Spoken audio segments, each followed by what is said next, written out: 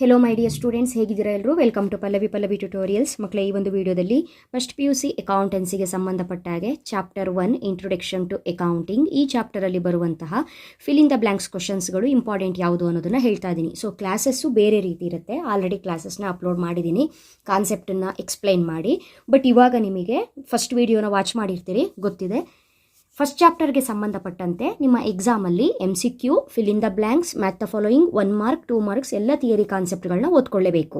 Because first chapter complete ಆಗಿ theory chapter. So first ವಿಡಿಯೋದಲ್ಲಿ important multiple choice questions ಯಾವ ರೀತಿ ಕೇಳ್ತಾರೆ ಫಸ್ಟ್ ಚಾಪ್ಟರಲ್ಲಿ ಅನ್ನೋದನ್ನು ಹೇಳಿದ್ದೆ. ಟೋಟಲ್ ಆಗಿ 10 ಮಲ್ಟಿಪಲ್ ಚಾಯ್ಸ್ ಕ್ವಶನ್ಸನ್ನ ಅಷ್ಟೇ ಕೊಟ್ಟಿದ್ದೆ. ಅದನ್ನು ಕರೆಕ್ಟಾಗಿ ನೋಡ್ಕೊಳ್ಳಿ, ಒಂದು ಕಡೆ ನೋಟ್ ಡೌನ್ ಮಾಡಿಟ್ಕೊಳ್ಳಿ. ನಿಮಗೊಂದು ಕರೆಕ್ಟಾಗಿ ಒಂದು ನೋಟ್ಸ್ ಕೈಗೆ ಸಿಗುತ್ತೆ, ಒಂದು ಕಡೆ ನೀಟಾಗಿ ಬರೆದಿಟ್ಕೊಳ್ಳಿ ಅಂತ ಹೇಳಿದ್ದೆ. ಯಾರು MCQನ ಬರೆದಿಟ್ಕೊಂಡಿದ್ದೀರಿ ಅದ್ರ ನೆಕ್ಸ್ಟು ಫಸ್ಟ್ ಚಾಪ್ಟರಲ್ಲಿ ಬರುವಂತಹ ಫಿಲ್ ಇನ್ ದ ಬ್ಲ್ಯಾಂಕ್ಸ್ ಕ್ವಶನ್ಸನ್ನ ಬರೆದಿಟ್ಕೊಳ್ಳಿ. ಯಾವ ರೀತಿಯಾಗಿ ಫಿಲ್ ಇನ್ ದ ಬ್ಲ್ಯಾಂಕ್ಸ್ ಕ್ವಶನ್ಸನ್ನ ಕೇಳ್ತಾರೆ, ಥಿಯರಿ ಚಾಪ್ಟರಲ್ಲಿ ಕ್ವಶನ್ಸ್ಗಳು ರೈಸ್ ಮಾಡೋದು ಹೇಗೆ ಅನ್ನೋದೇ ನಿಮಗೆ ಗೊತ್ತಿರಲ್ಲ. ಯಾವ ರೀತಿಯಾಗಿ ಕ್ವಶನ್ ರೈಸ್ ಮಾಡಿರ್ತಾರೆ ಅನ್ನೋದ್ರ ಬಗ್ಗೆ ಐಡಿಯಾ ಇರೋದಿಲ್ಲ. ಹಾಗಾಗಿ ಇದನ್ನು ನೋಡಿಕೊಂಡ್ರೆ ನಿಮಗೆ ಎಕ್ಸಾಮಲ್ಲಿ ತುಂಬಾ ಹೆಲ್ಪ್ಫುಲ್ ಆಗಿರುತ್ತೆ. ಈ ರೀತಿಯಾಗಿ ಕ್ವಶನ್ಸ್ಗಳನ್ನ ಕೇಳ್ತಾರೆ ಕೂಡ. ಎವ್ರಿ ಇಯರು ಈ ಕ್ವಶನ್ಸು ರಿಪೀಟ್ ಆಗುತ್ತೆ, ಹಾಗಾಗಿ ಕರೆಕ್ಟಾಗಿ ನೋಡ್ಕೊಳ್ಬೇಕು.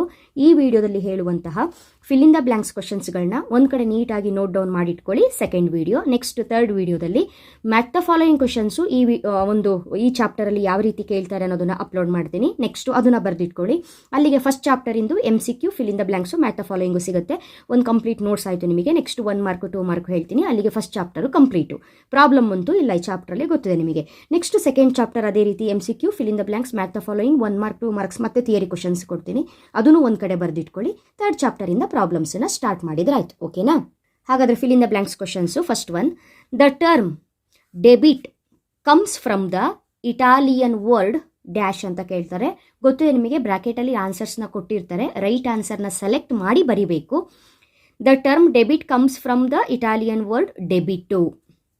The term credit comes from the Italian word dash credito. Business organisations involves dash events economic events. Information in financial reports is based on dash transactions economic transactions. Determining the transaction to be recorded is dash identification. Next one, qualification of business transactions into financial terms using monetary unit is called dash measurement. Recording is made in a dash order chronological. Identified and measured economic events should be recorded in dash order chronological. Accounting is the language of dash business. Accounting is the language of business.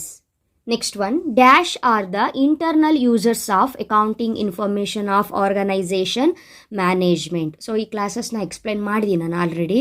Business accounts ಏನಿರುತ್ತೆ, ಆ accounts ಪ್ರಿಪ್ರೇಷನ್ನು ಯಾರ್ಯಾರಿಗೆ ನೀಡಿರುತ್ತೆ ಅಂತ ಹೇಳಿದ್ರೆ internal users, external users. So ಇಲ್ಲಿ internal users ಯಾರು ಅಂತ ಹೇಳಿದ್ರೆ ಮ್ಯಾನೇಜ್ಮೆಂಟ್.